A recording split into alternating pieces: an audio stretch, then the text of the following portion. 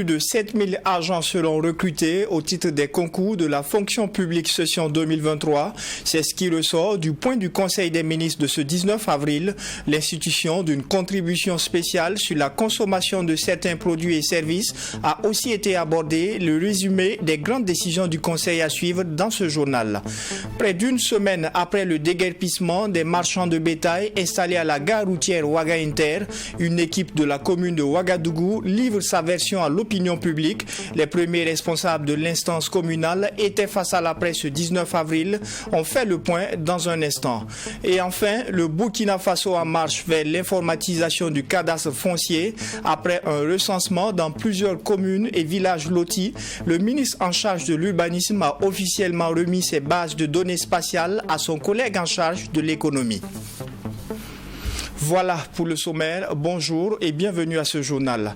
Le président de la transition a présidé ce 19 avril le traditionnel Conseil des ministres au titre du ministère de la fonction publique. Le Conseil a autorisé le recrutement de plus de 7000 agents par concours direct et plus de 5000 pour les concours professionnels session 2023. Au titre du ministère de l'économie, la décision prise porte sur la mise en place d'une contribution spéciale sur certains produits de grande consommation afin d'alimenter le fonds de soutien patriotique. Quant au ministère en charge des mines, le Conseil a examiné un projet de loi portant modification du code minier au Burkina. Plus de précisions avec Michael Tougri. Au titre du ministère en charge de la fonction publique, le Conseil des ministres a autorisé le recrutement de 7218 agents par concours direct et 5283 pour les concours professionnels session 2023. Le ministre d'État, ministre en charge de la fonction publique, a précisé que pour les concours directs, l'accent sera mis sur les secteurs prioritaires comme l'agriculture, la transformation digitale, la santé, avec un impact financier de plus de 22 milliards de francs CFA. La transition est une période exceptionnelle en termes d'énergie consentie dans le recrutement des agents de l'État, parce que quand nous prenons au niveau des eaux et forêts, il y a déjà 2000 qui sont sur le terrain en train de compétir pour le recrutement. Au niveau de la police, nous avons autour du demi-millier qui seront lancés d'ici là. Au niveau de l'armée, de la gendarmerie, il y en a eu. Et là, ce sont les autres aspects de l'administration de l'État qui ont été autorisés pour le recrutement. Une mesure importante concernant cette décision, c'est qu'à compter de cette année 2023, les agents recevront une formation complémentaire de 3 mois maximum qui prend en compte la déontologie, la connaissance d'un certain nombre d'outils de l'État, mais aussi et surtout la formation militaire au regard du contexte que vit le Burkina Faso. Au ministère de l'économie, des finances et de la prospective, une décision est prise portant sur la création d'une contribution spéciale sur certains produits de grande consommation pour alimenter le fonds de soutien patriotique. Et il faut dire que l'avant-projet de loi qui a été soumis au Conseil des ministres aujourd'hui a pour objectif de renforcer les cadres juridiques de cette taxe spéciale qui existe déjà sur la boisson, sur la cigarette, sur les produits de la cosmétique. Donc l'idée vraiment c'est de renforcer les cadres juridiques. Cela va nous permettre donc de transmettre ces projets de loi à l'Assemblée législative de la transition pour que ça puisse être finalisé si bien sûr les députés valident ce projet. Donc ici on n'a pas vraiment à créer de nouvelles taxes ou quelque chose comme ça, c'est tout simplement pour faire en sorte que les taxes existantes déjà puissent avoir un cadre juridique beaucoup plus renforcé. Toujours au compte du ministère en charge de l'économie, le Conseil a adopté un projet de décret relatif à la construction d'un centre de promotion de l'agriculture villageoise en établissement public de l'État à caractère administratif. Ce changement va permettre à la structure d'être plus autonome et plus opérationnelle, a indiqué Amadou Diko, ministre délégué chargé des ressources animales. Le monde rural est très, très important, l'agriculture et l'élevage, l'accent est mis là-dessus à côté des actions militaires. Donc l'érection de CEPAVI en NEPA lui permettra d'être plus autonome et plus opérationnel afin d'accompagner l'ensemble des acteurs et de relever les défis liés à la filière avicole, qui sont actuellement des défis d'ordre alimentaire et d'ordre sanitaire. Cette autonomisation de CEPAVI permettra de relancer la filière avicole qui est actuellement touchée par la crise sanitaire de la grippe aviaire de 2021. Concernant le ministère de l'Énergie, des Mines et des Carrières, le Conseil des ministres a examiné un projet de loi modificative de la loi portant code minier au Burkina Faso en vue d'intégrer les nouvelles dispositions. Le ministre en charge des Mines, Simon-Pierre Boussim, a précisé qu'il s'agit de modifier les articles 26 et 30 afin que le Fonds minier de développement local puisse soutenir le Fonds de soutien patriotique.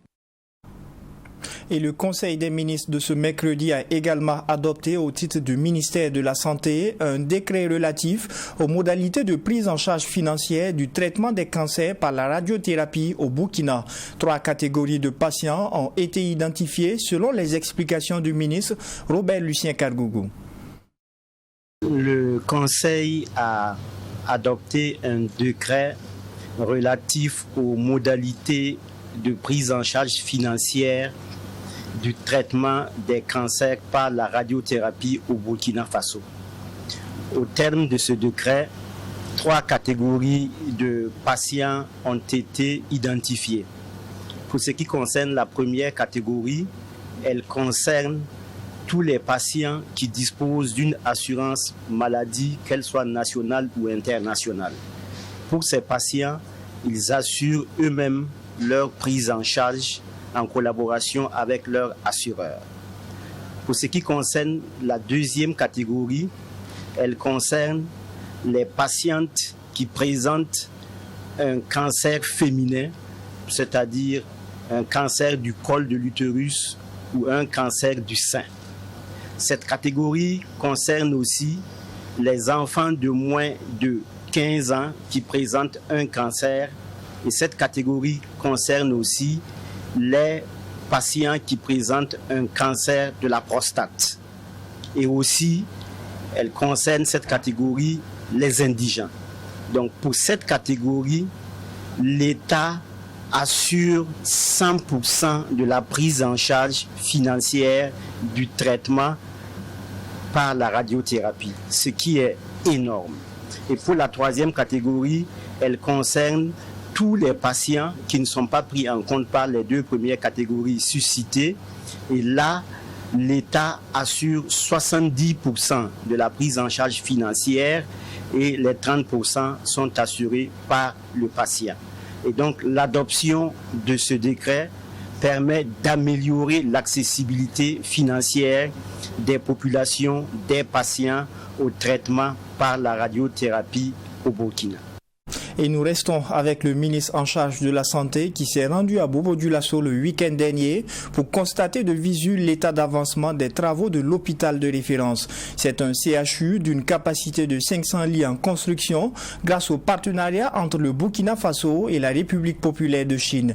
Sur le terrain, pas de temps à perdre, l'entreprise chinoise en charge des travaux est à la tâche avec une réalisation globale de 35%. Joseph Koudgou. Le ministre de la Santé et de l'Hygiène publique sur le chantier de construction de l'hôpital de référence de Bobo-Dioulasso situé à Pala. Avec un taux d'exécution physique de 35% pour un délai consommé d'environ 35%, Dr Jean-Claude Kargougou se réjouit de l'avancée sur le travail. Le ministre de la Santé a encouragé l'ensemble du personnel sur le chantier. Et vous avez vous-même constaté que les travaux avancent remarquablement. Nous sommes satisfaits. Et nous avons été rassurés de ce que cet hôpital universitaire va être livré courant mars 2025. C'est un hôpital dont la durée de la construction s'étale sur 36 mois.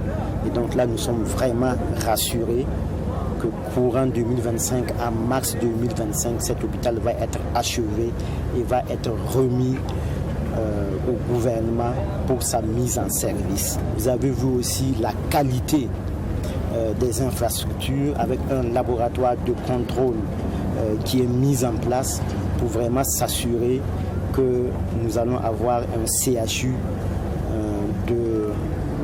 d'un plateau technique très relevé. Bobo-Dioulasso va bénéficier d'un hôpital de référence qui répond aux normes internationales. Selon Olivier Constantin Sano, chef de projet de construction du nouveau CHU de Bobo-Dioulasso, la qualité de l'infrastructure à réaliser est un défi à relever pour l'ensemble de l'équipe. Il faut dire que Bobo-Dioulasso va bénéficier de son premier vrai hôpital qui est ce nouveau CHU. Sur son nom, c'est vrai, elle a comme CHU, mais en fait, si on va à la genèse, c'était au départ un hôpital militaire. Et donc, cet hôpital a déjà un partenaire civil, c'est le vrai hôpital de Bobo-Dioulasso.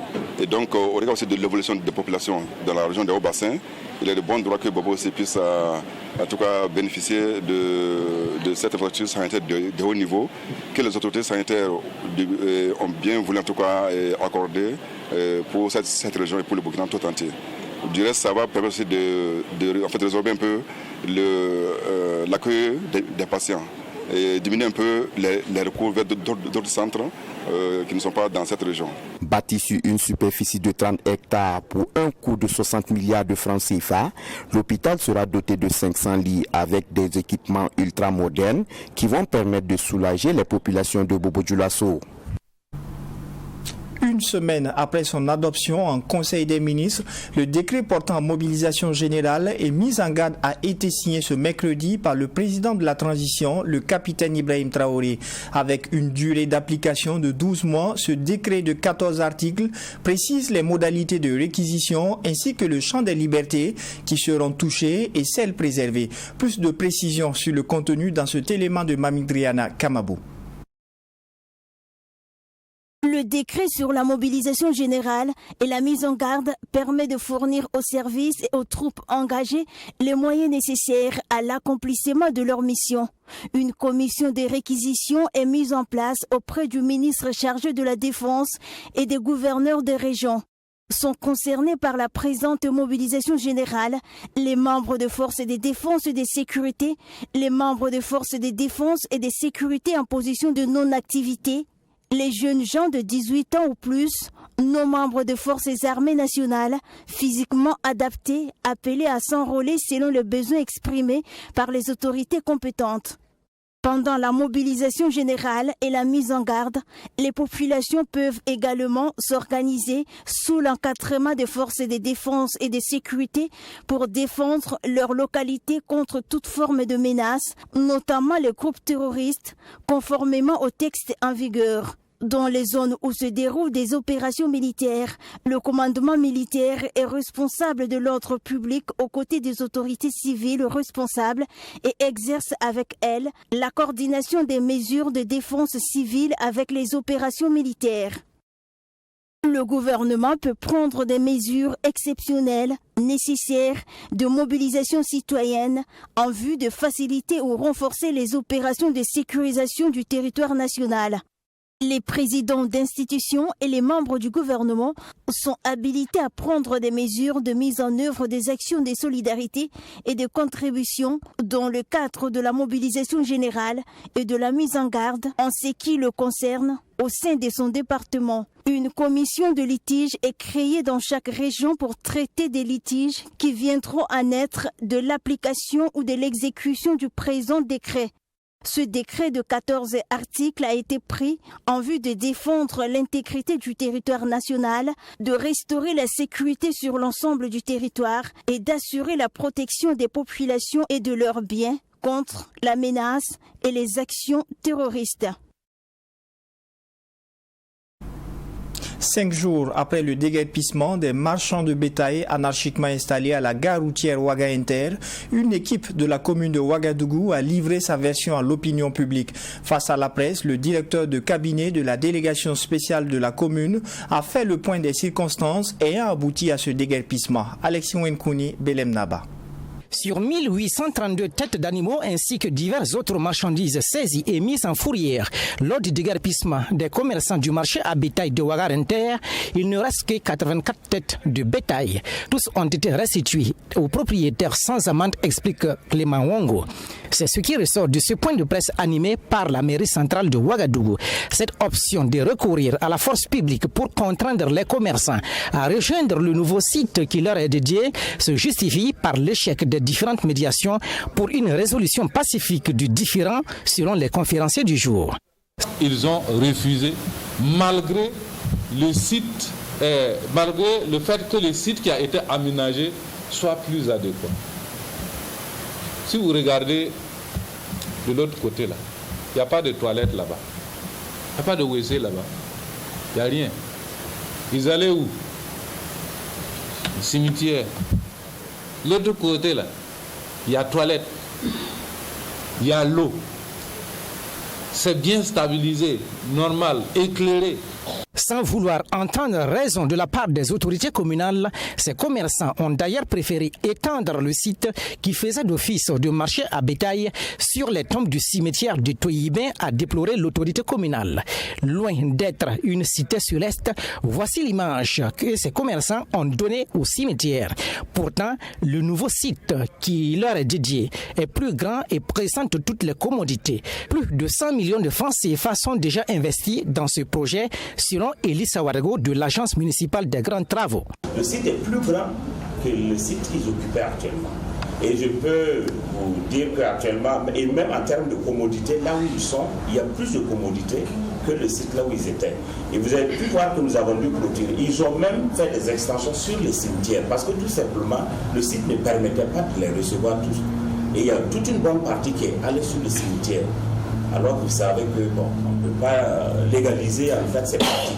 Au-delà du fait que ces concernés étaient prévenus, la possibilité de procéder à l'exécution du droit d'office s'applique selon le directeur du cabinet du président de la délégation spéciale de la mairie centrale.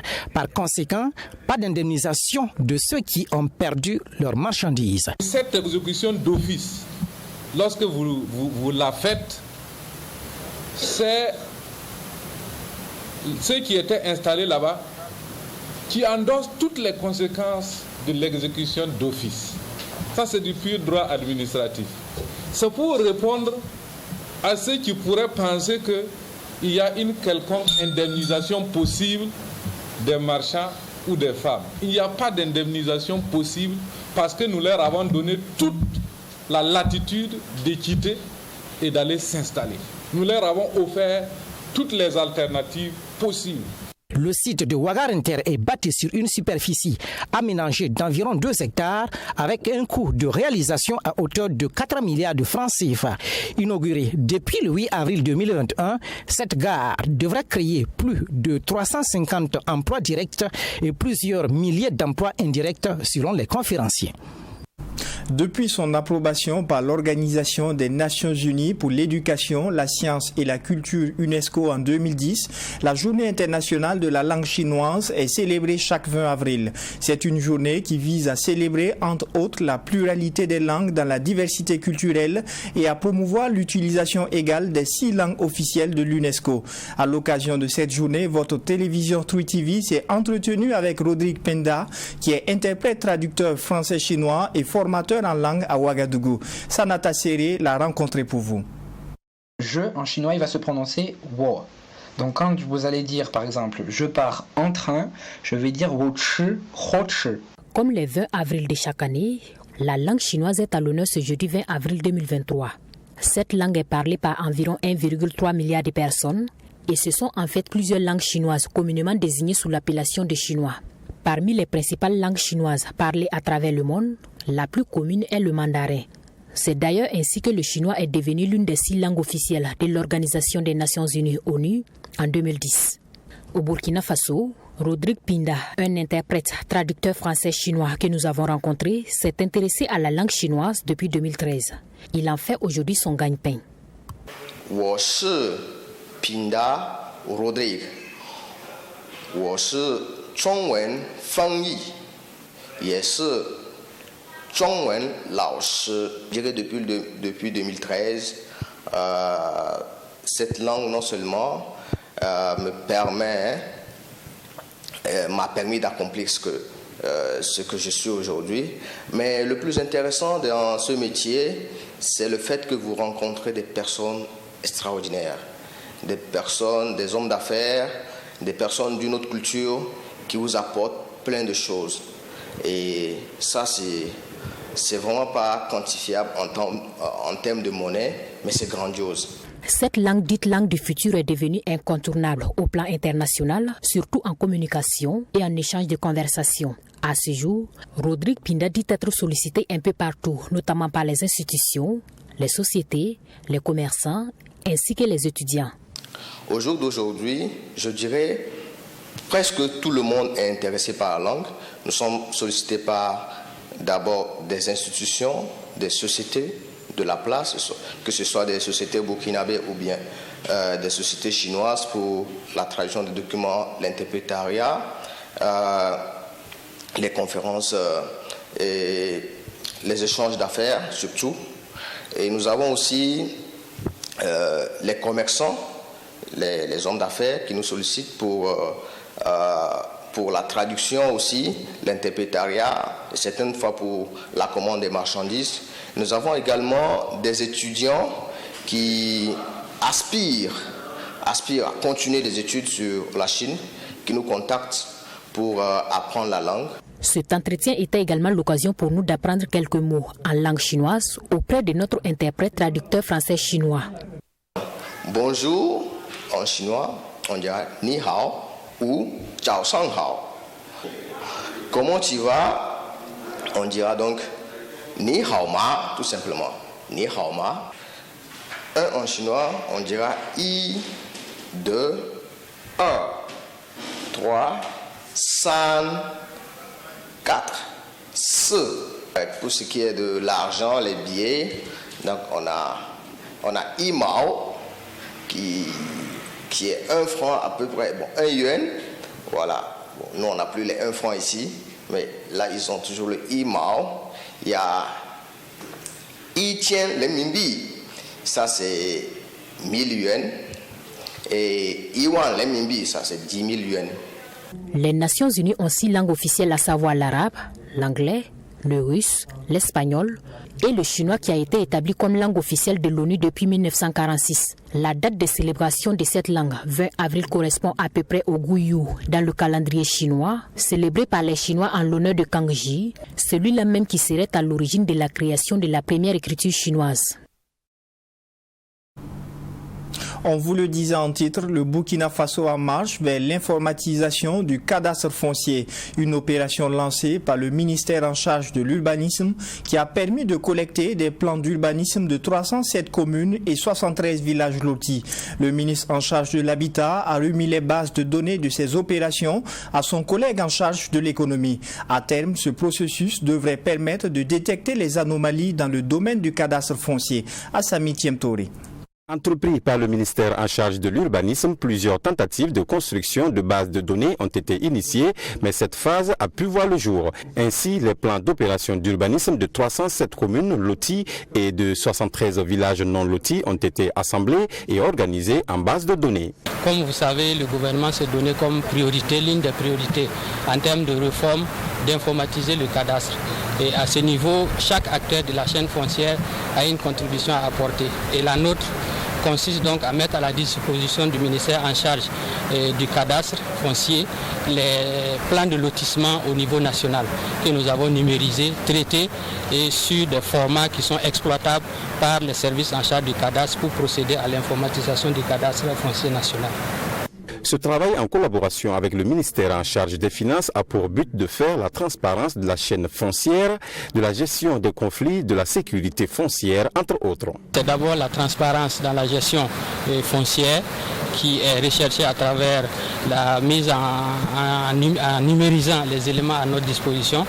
Le deuxième élément qu'il faut saluer à ce niveau, c'est de disposer, c'est de pouvoir avoir des éléments pour une meilleure planification dans les lotissements au niveau des centres urbains. Et également d'avoir une sécurisation du foncier. Et in fine, une fois que l'informatisation du cadastre sera réalisée, ça va faciliter, contribuer à une meilleure mobilisation des recettes fiscales qui sont liées au foncier bâti et non bâti. Le ministère en charge des Finances, principal bénéficiaire et utilisateur de cette donnée, se réjouit de cette étape avancée dans le processus d'information du cadastre foncier national. Oui, il faut dire qu'effectivement, nous avons ce qu'on appelle la contribution foncière des propriétés bâties et non bâties. Et pour faire une imposition, il est important d'avoir une bonne base. Et la base sera donc améliorée avec ces données que nous venons de recevoir. C'est vraiment très important parce que nous constatons aujourd'hui que le rendement de cette contribution est très faible. Cela est dû au fait que nous n'avons pas une base de données saine et exhaustive qui peut nous permettre donc d'avoir l'ensemble des terrains bâtis et non bâtis. Donc vraiment ce soir nous sommes très heureux de recevoir cette base de données qui va nous aider à accélérer les processus d'informatisation du cadastre et bien sûr à améliorer les rendements de l'impôt foncier. Des résultats satisfaisants, mais des efforts à poursuivre selon le ministre en charge de l'urbanisme afin de rendre fortement opérationnelle la base reçue. Il s'agira entre autres de l'intégration de nouvelles références cadastrales avec la création d'un champ code unique et la mise en ligne des données produites. Fonds de soutien patriotique, l'empereur des Mossé, le Mogo Naba Bango, apporte sa contribution à l'effort de guerre. Répondant ainsi à l'appel du chef de l'État, il a remis la somme de 7 millions de francs CFA au ministre en charge de l'administration territoriale. Il a également apporté des vivres pour les forces combattantes et les déplacés internes. Michael Tougri et Wenlassida Kabori.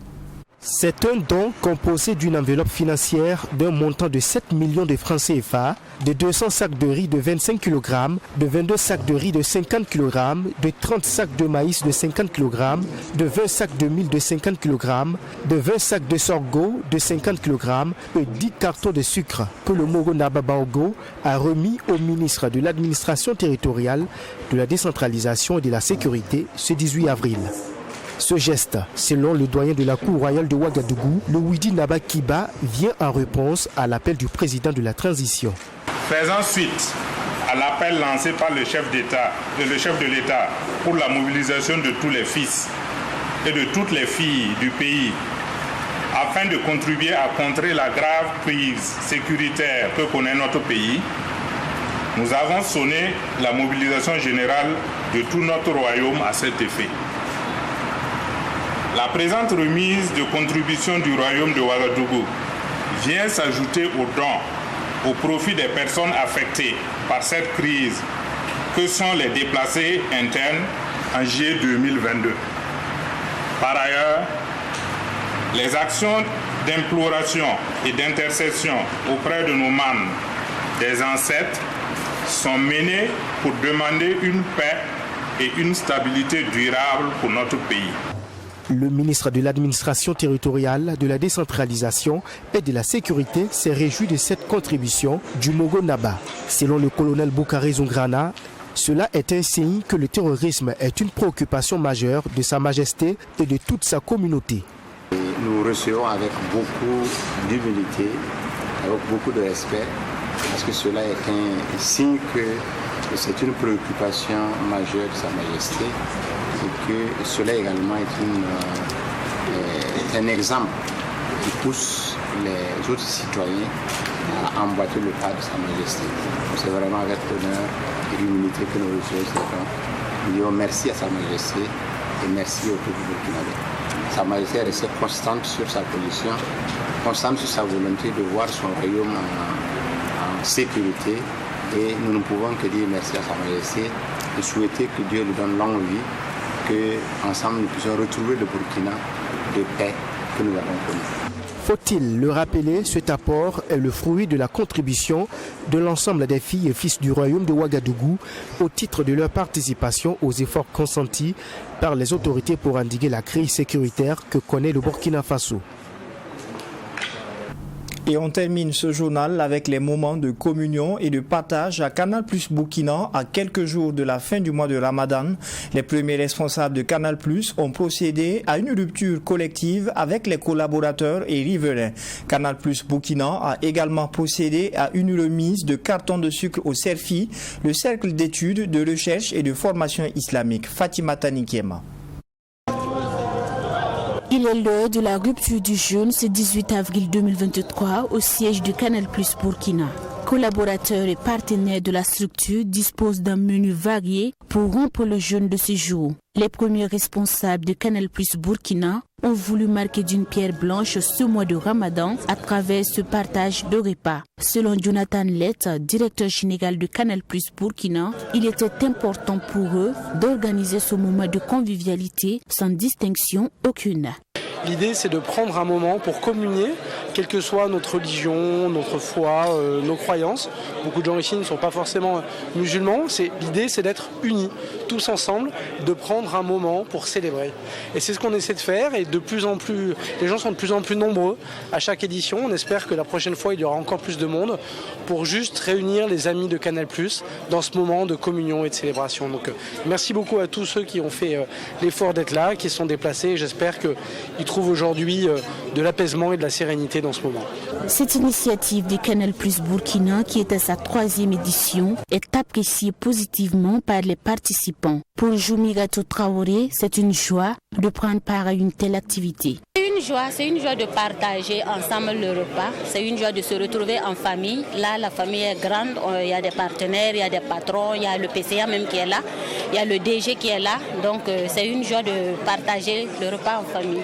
Après ce partage de repas, Canal+ Burkina se montre solidaire à l'endroit du Cercle d'études, de recherche et de formation islamique CERFI. Ce 19 avril, une délégation de la structure s'est rendue au CERFI, les mains chargées de cartons de sucre.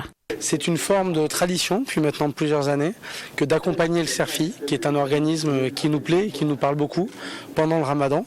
Pendant le Ramadan, il y a plusieurs actes que pose Canal+, qui sont des actes de soutien et puis de partage. Dans ce même ordre d'idées, on vient ici au CERFI pour communiquer avec eux, qui donnent beaucoup de leur temps et de leur énergie afin que le sucre soit partagé à l'ensemble des fidèles. On a voulu partager ce moment avec eux pendant ce Ramadan. Voilà. Ils nous ont donné du sucre pour que nous puissions faire en sorte que nos militants, nos sympathisants qui sont à Ouagadougou mais qui sont à l'intérieur du pays puissent faire Ramadan dignement. Cela prouve que Canal+ est une société citoyenne, solidaire et sociale. Le CERFI, qui est présent dans les 45 provinces du pays, promet que ce don sera partagé de sorte à contenter toutes les représentations du cercle. Notons qu'il s'agit d'un don d'une tonne de sucre. Et on s'arrête ici pour cette session d'information de la mi-journée. Merci de l'avoir suivi.